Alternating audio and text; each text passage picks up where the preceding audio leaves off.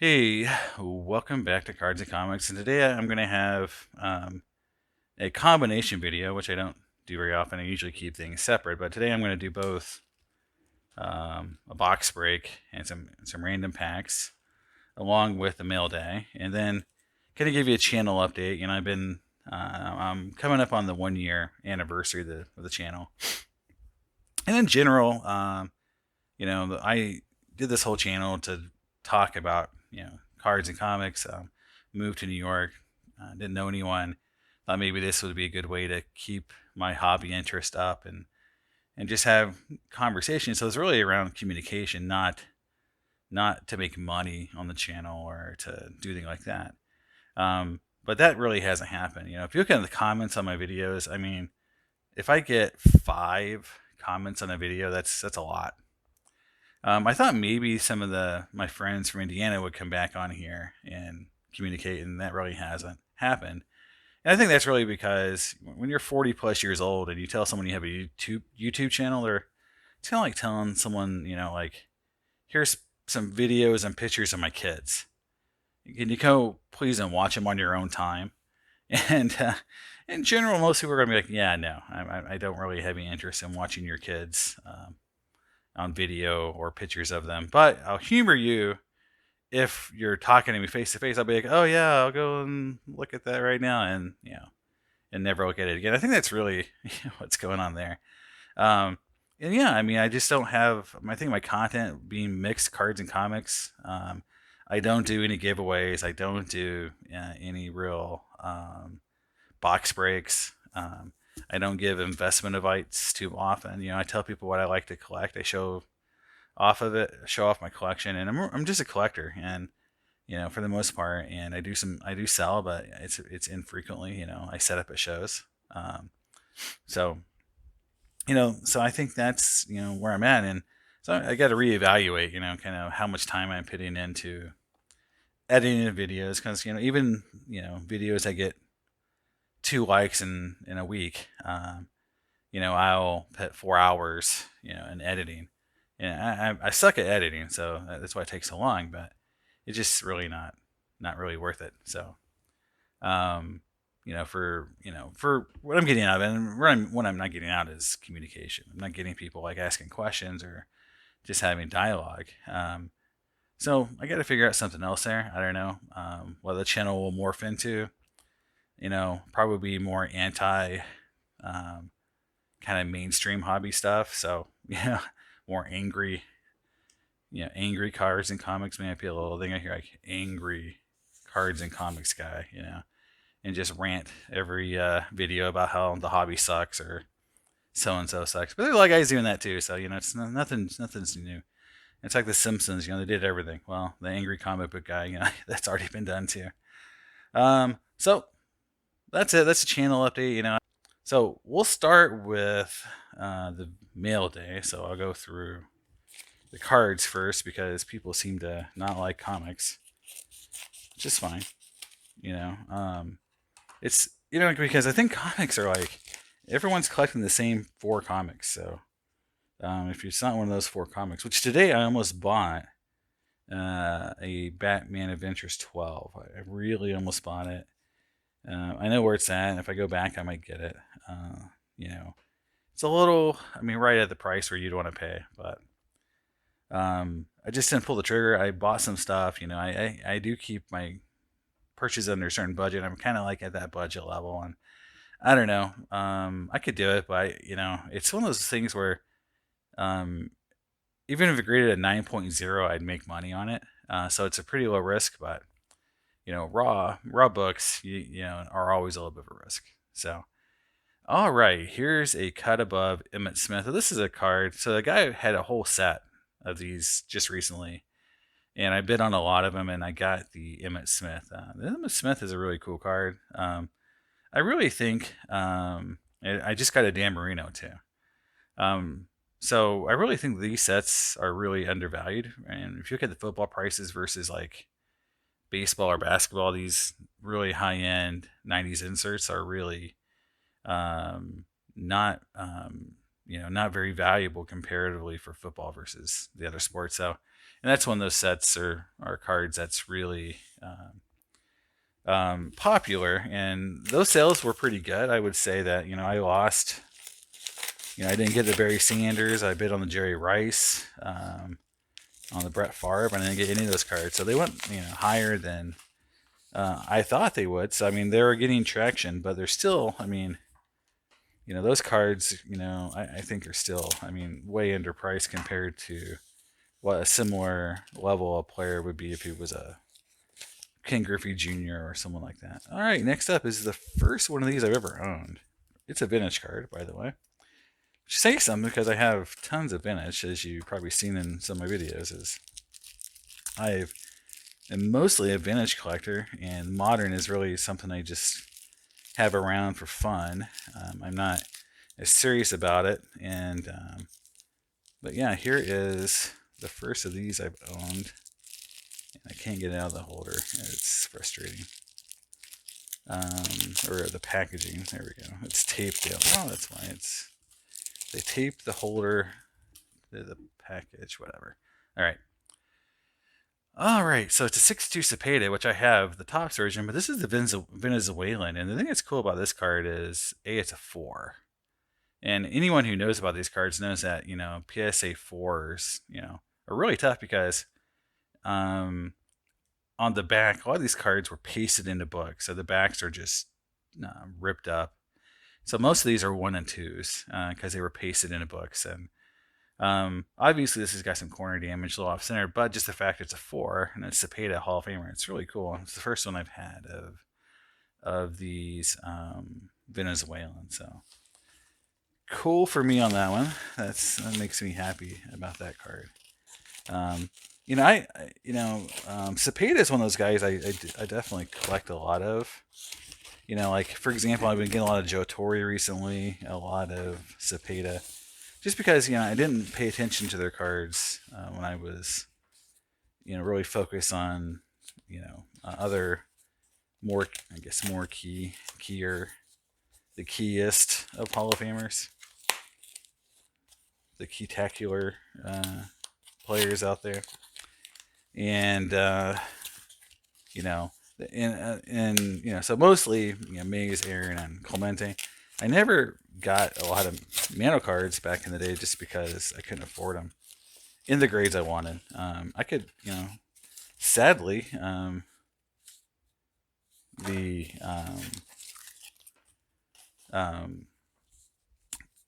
guess the Clementes and the Manos, or sorry, the Clementes, the Mays, and Aaron cards were always super, affordable compared to the Manos, and so that's always been the case. So for years I would just focus on those guys, and then I started getting into some of the other players, and it's a lot of fun, because you can pick up those cards, and sometimes, especially 5-10 years ago, they were super cheap. Now this guy who did this package, I mean, this is literally 5 cards, and there's like this much like individual pieces of cardboard. There's like 5 pieces of cardboard all taped together to create 5 cocoons for these cards. And yeah, I guess there's more than 5 cards, but anyway, it's just I guess there, I got them all out. All right, so this was a deal. This is like $30, so I think this is a pretty good deal for $30. So I think it's the premier level, concourse level, Joe Burrow. This is a Panini and their sets. Gridiron Kings, Joe Burrow. Luminance Joe Burrow. Let's say his name wrong. 2 Luminance Joe Burrows. And then this is the one I really like. This is that out of Chronicles, the clear cut rated rookie. It's a cool card. And here is Select. I think this was out of, yeah, so this is the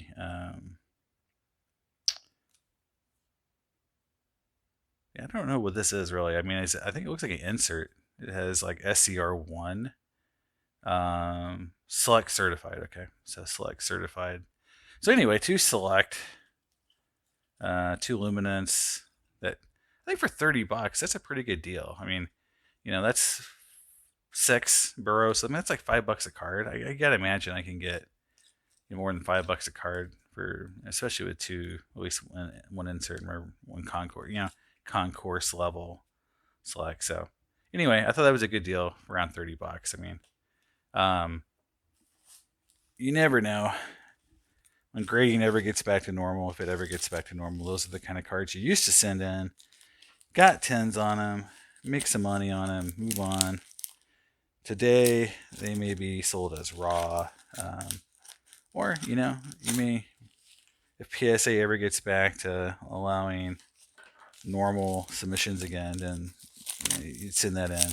I mean, are they worth $40 to grade if PSA comes back at $40? Maybe one or two of them, not all of them for sure. But if he really takes off, he does. I mean, it's like Mahomes, right? Mahomes is worth grading in almost every aspect of his rookies. Every one of his rookies is worth grading now. So if PSA comes back at $40 a card, that's definitely worth grading. If now obviously Burrow's definitely not Mahomes yet, but it's just one of those things where you hold them and then eventually they might be worth grading. But I think the premiers, the select, would definitely be already if PSA starts allowing it. So next up is a PSA 7 Frank Robinson 64 Topps. Yeah, I mean, so look, I mean, this is an old grade. Again, I probably said this many times, but when you don't see the number underneath the letters for the grade, then that indicates it's pre 8.5 grading or 0.5 grading. And therefore this card was graded quite a while ago. It's off center a little bit, but I really like this card in particular from the set.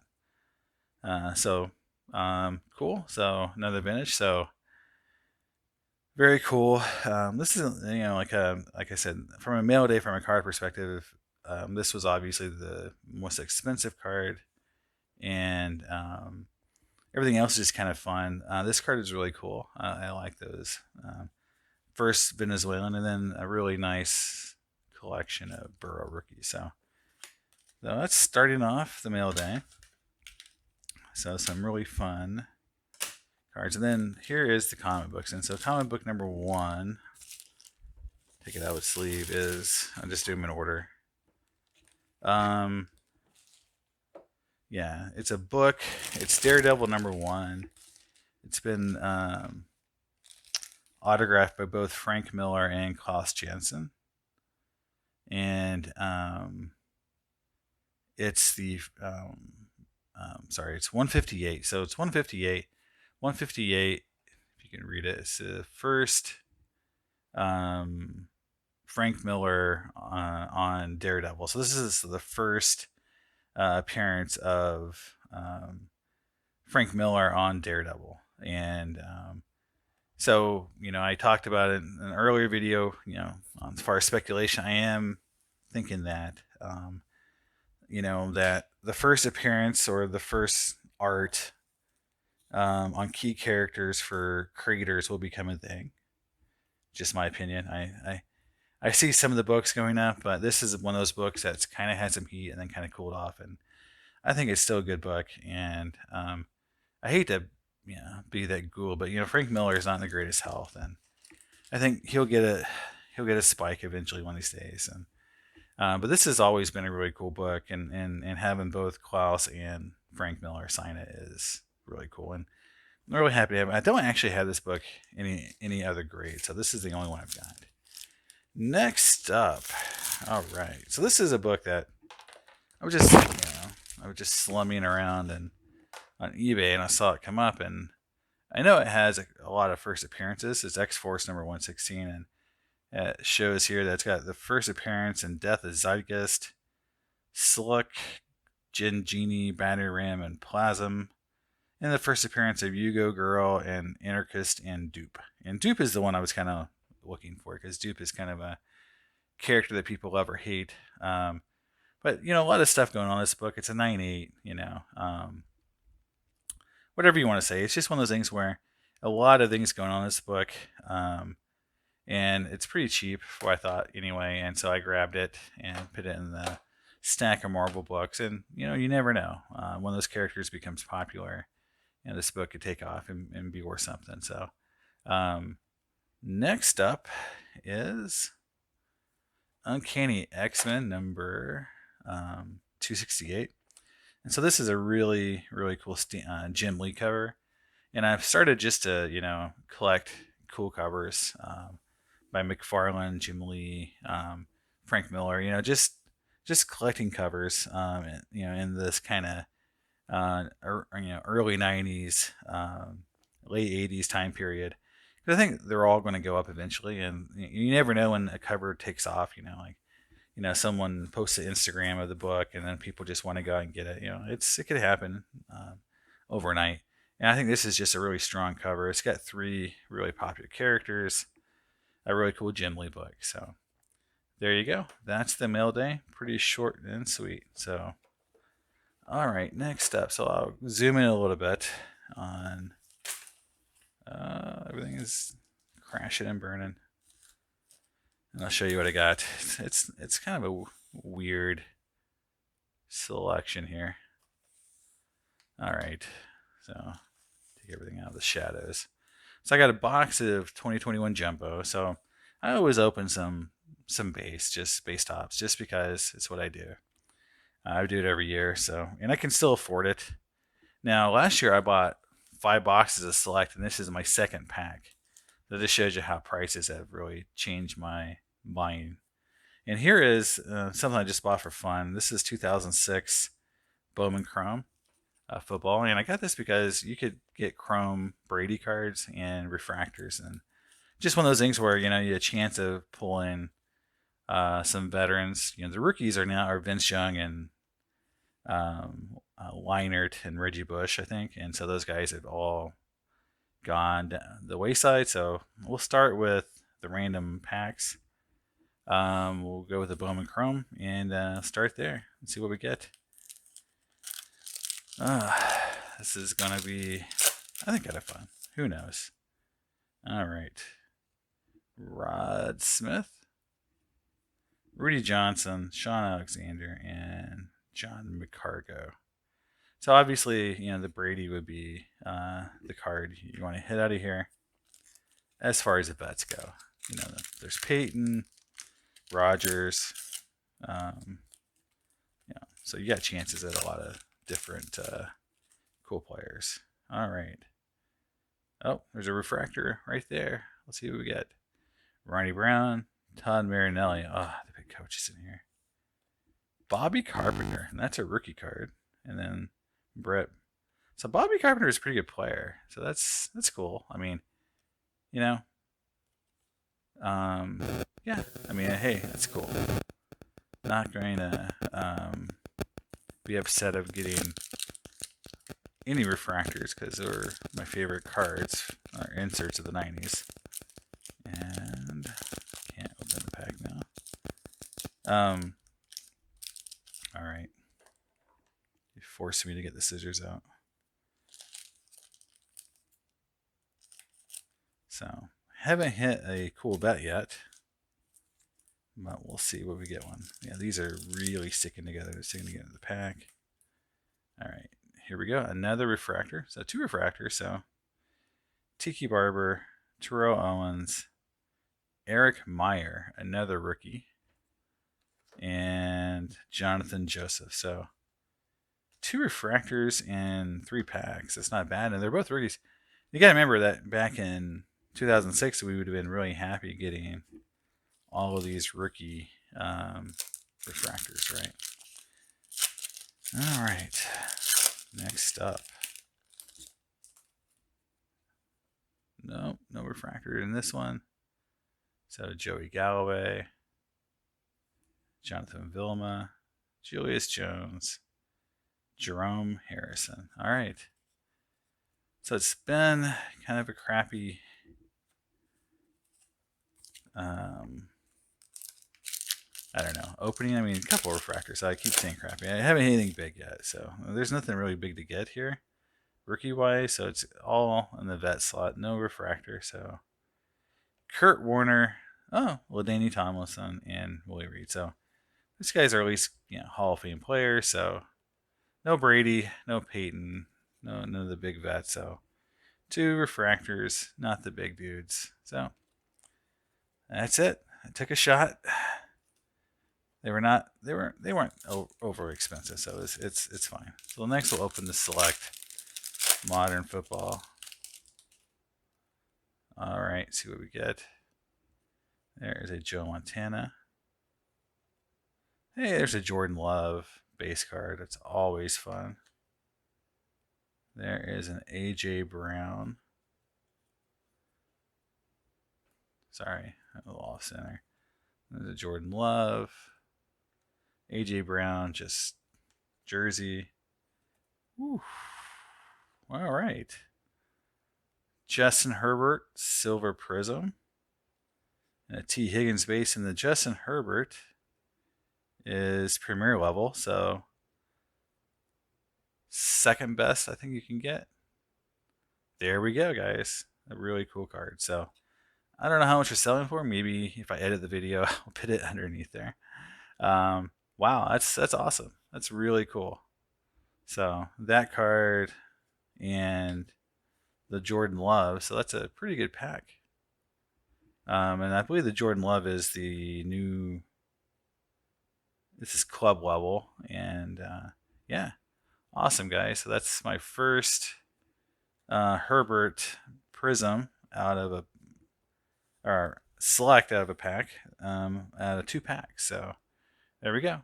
All right, so that is really, really cool. Wow, makes me feel good. It's nice Father's Day box opening there.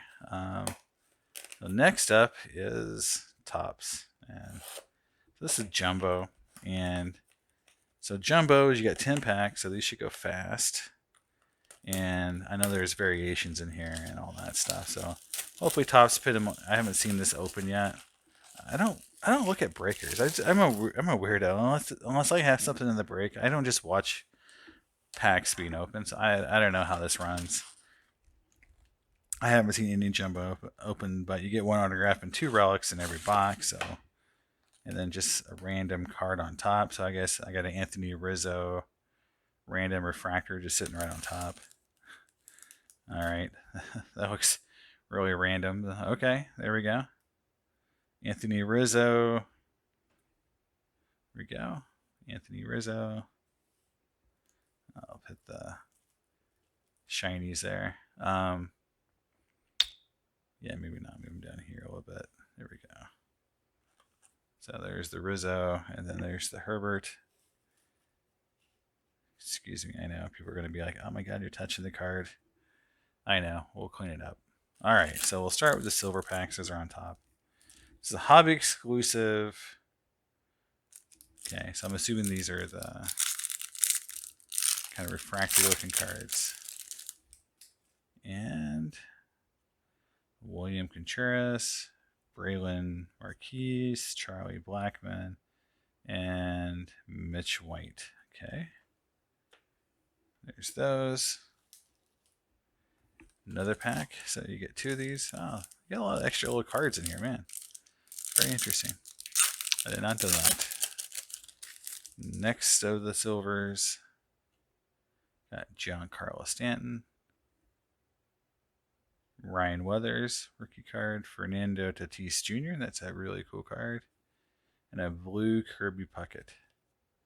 And the Puckett's numbered out of 150. So I like the Tatis. So got some cool.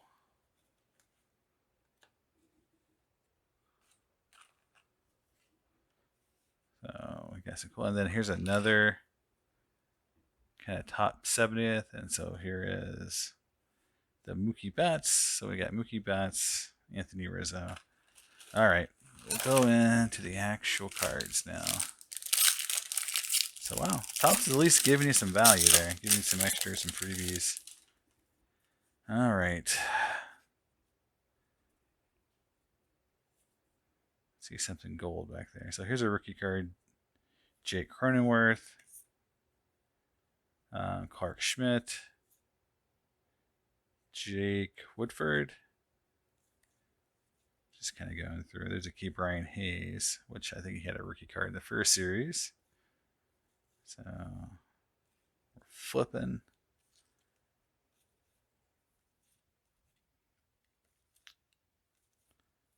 Just kind of going through these. It's the first time I've ever seen this product. Gold Tanner Hoik. Here is Luis Campesino Jr. This is it's like a gold foil. They're not numbered. And then so rookie logo patch of someone.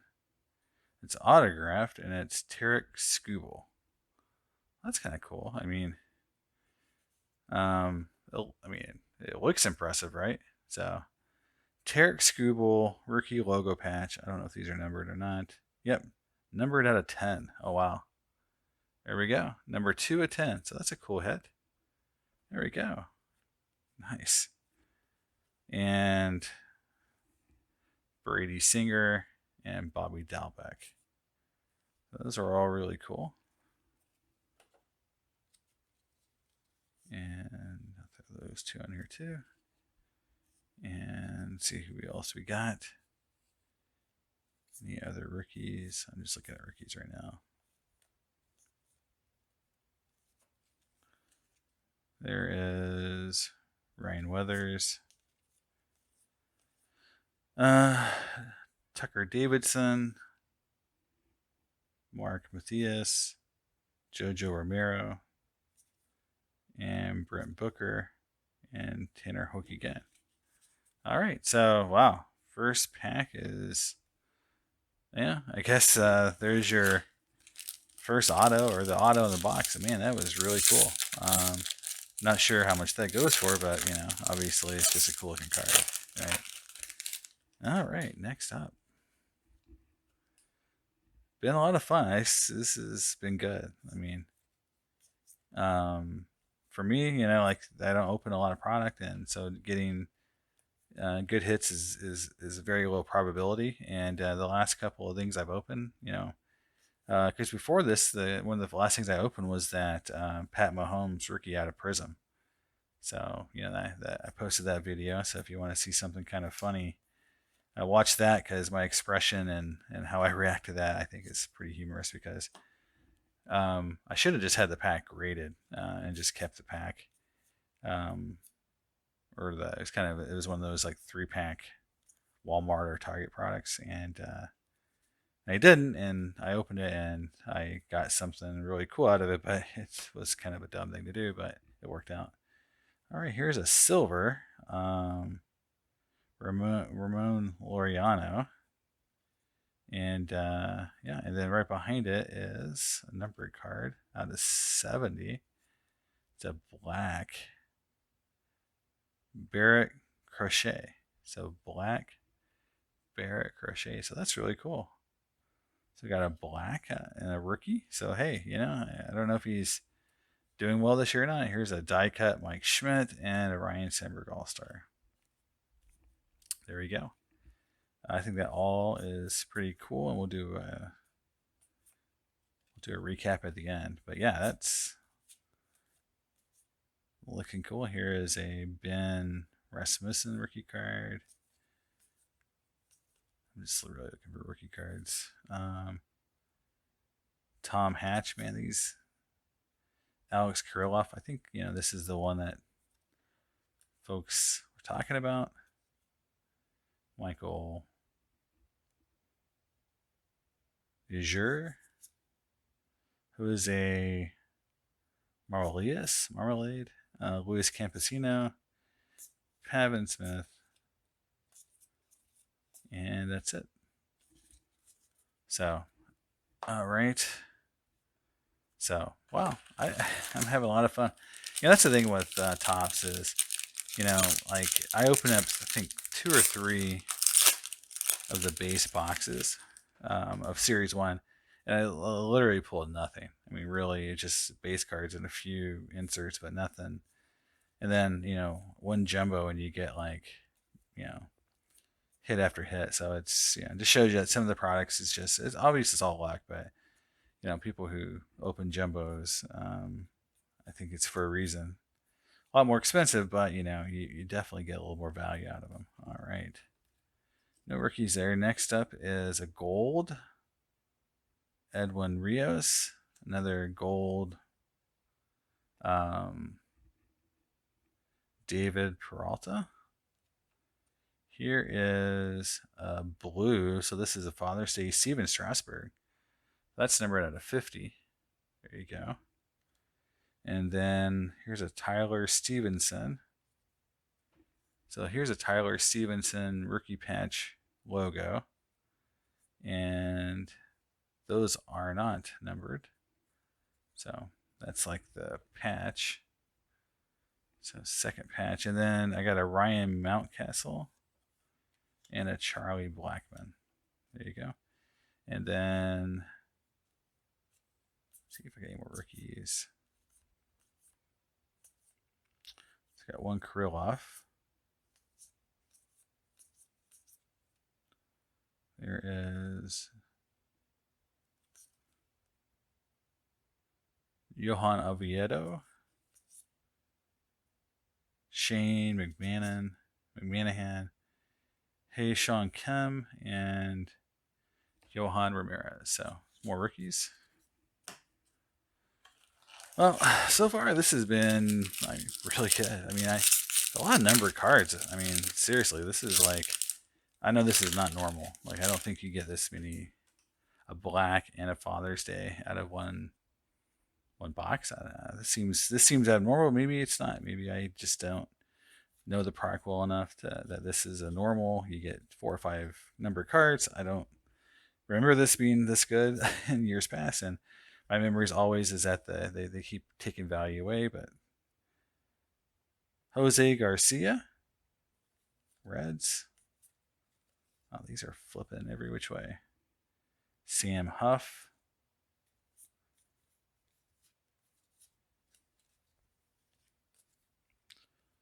All right. Okay, first insert. We got Adam Duvall. So another numbered card, and this is a green. It's a St. Louis Cardinals team card, numbered out of 499.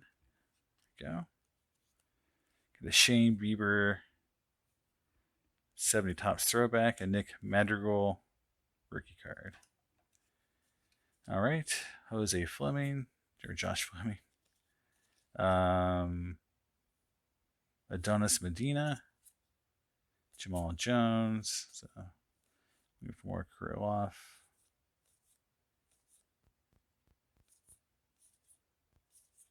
Also looking for my guy Adrian Hauser. He's from my hometown. Another Luis Garcia, Jordan Memes, Ryan Jeffers, Sherton Postel, Rafael Marchand, and Matt Foster. There we go. A lot of rookies in that pack. So we got one more patch coming. And we'll have our 3 sets in the box. So yeah, I'm not really expecting a lot more. I mean, this has been a really, really awesome box so far. So I think it's unlikely we're going to see a lot more, but you never know. Jordan Heem, Andre Shrub,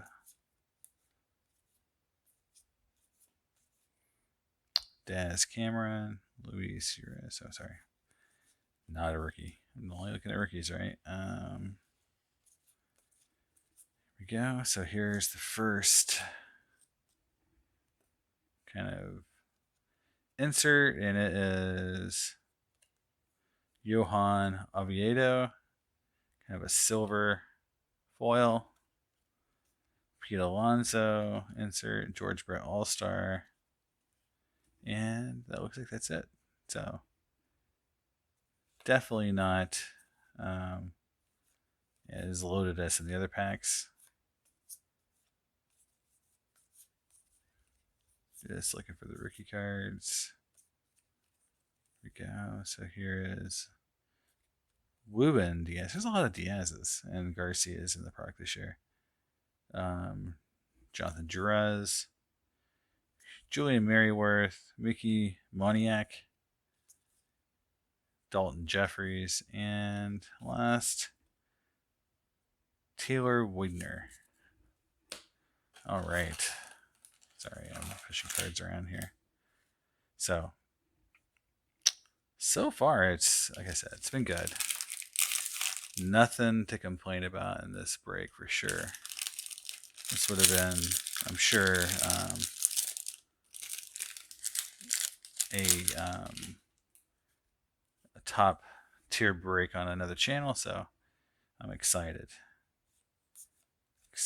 And trying to keep it going. I mean, you got to think that Topps kind of knows how to load the boxes so you don't just get like hit after hit in a box, but I've also seen Topps do some crazy things with sorting. If you look at some of my other videos, like you'll see where, like in 95 Finest, where like I literally got like 20 players.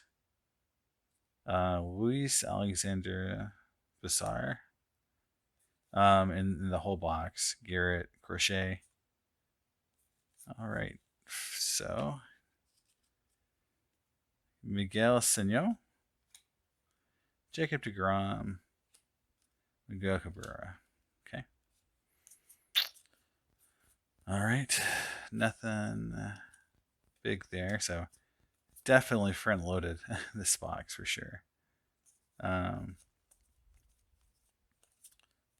we go. J.T. Brubaker. He's a Pirate, and he's pitched okay. I mean, you know, the Pirates, Zach McKinstry, just don't have a lot of talent right now for sure. TJ, is that, Antoine, Keegan Ken, Jonathan Stever, and Zach Birdie. Yeah, they just don't have talent, and you gotta have talent, a lot of talent in the minors and the majors. They had all these young guys. They traded off, a lot of their pitchers, that were supposed to have been great, and they never. I mean, for the Pirates, they never were great. They were good for other teams, like Garrett Cole, but Glass now is still an injury waiting to happen, and and he'll continue to get injured. I mean, the book on him is like he's just going to continue to get injured, very Strasburg like, and in that he just doesn't have the mechanics to stay healthy. Scott Kingery. I think the Pirates need that. That's why I also think the Pirates were willing to give him up. Jason Castro, gold foil.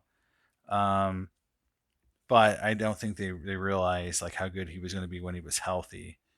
And I think they could have got more for him. Derek Jeter, Dylan Carlson, and one of the worst trades, in terms of just, I would just say in optics, like they just traded him for a bag of balls, and it's those kind of things that makes the Pirates a bad team.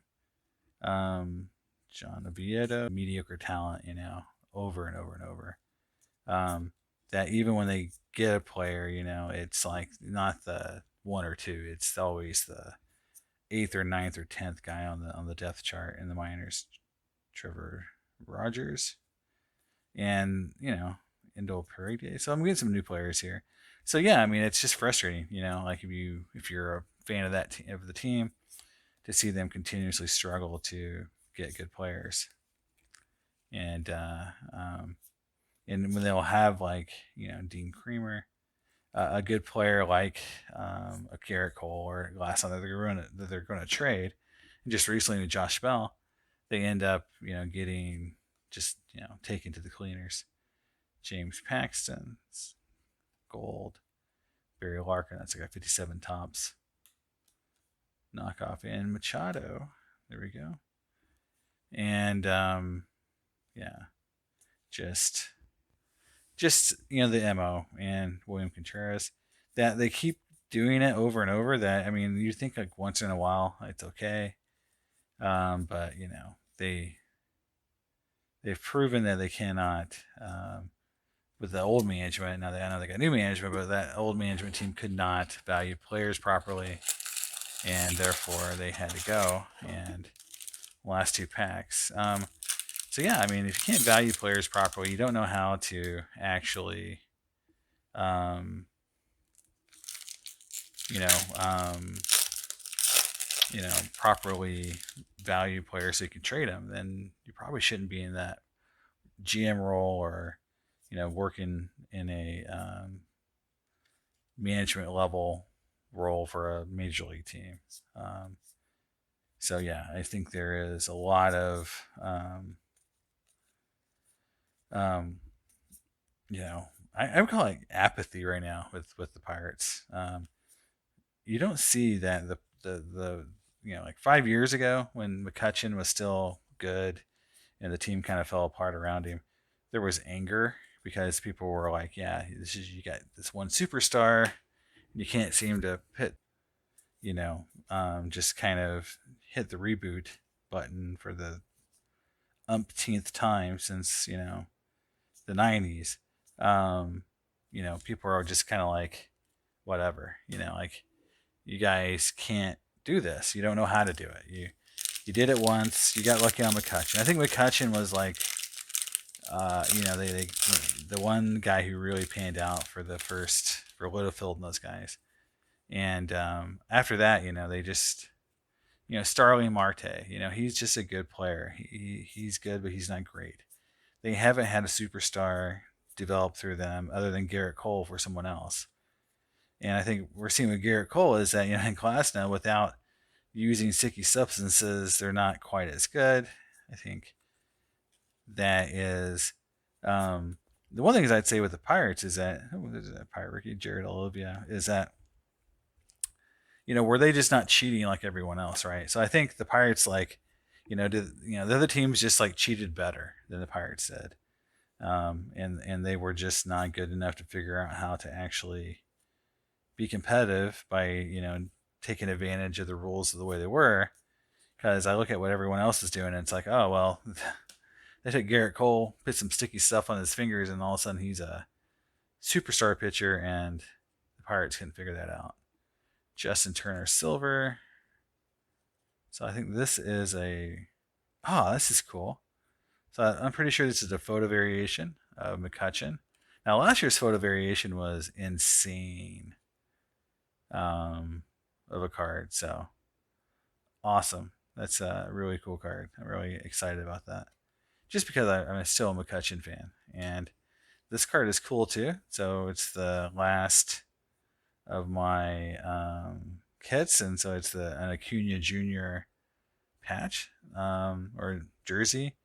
And there's those, two inserts there. And we'll see if we got any more kind of Krylov or anyone else. I'm just kind of going through these fast. It's a long video. I did them together. I just didn't want to make two separate, videos to do kind of like my Father's Day thing, which is open up my mail, see the cool stuff I just got, and my packs I went and got with my family today at the local card store, and this is what I got. So I'll put it all together. This is the cool thing about Topps. At least you get a lot of stuff. You open up one of these jumbo boxes and you're getting a lot of stuff. So we'll start with the rookie card patch, manufactured patch, but the Tarek Skubal 2 out of 10. There we go, 2 out of 10. Rookie logo, and then the Tyler Stevenson non-auto version. 2 really cool hits, and then go through here. A Dahlback rookie, Brady Singer. There's the other hit. There's the Acuna. It's the patch. I got a McCutchen photo variation. Daz Cameron Silver Rookie. Dylan Carlson. There's a Jeter 70th anniversary. That's a 52 tops. Let's see what else is cool in here. Nick Madrigal. There's a green Charlie Blackmon. There's a Ryan Mountcastle. So this is cool. This is the blue, the Father's Day. Steven Strasburg. There's the Krylov rookie. I only got one, it appears. No variation of that. And then one rookie, black, Garrett Crochet, numbered 48/70. Two rookies variations, Tanner Hoyk and Luis Campuzano. And then my silver packs, Mitch White, but the cool one there was the Tatis. And then the two extra cards were Rizzo and Betts. So I think that Tatis is a cool card. So there you go. That is what I got. A lot of number cards. Like I said, I mean, every one except for this one I think is numbered. So 1, 2, 3, 4 number cards. And there was a few gold cards I didn't pull out. So a lot of number cards. A black, a Father's Day, and then this cool patch. So there you go. A really fun Father's Day opening. Later on in July, when I do my 1-year anniversary video, I'll kind of unveil kind of where I'm taking the channel, and hopefully you stick around. And until then, and and I hope it'll continue to be fun for me as it has been. But right now, it's just still trying to figure out how to do this right. So I'll see you guys next time. Bye.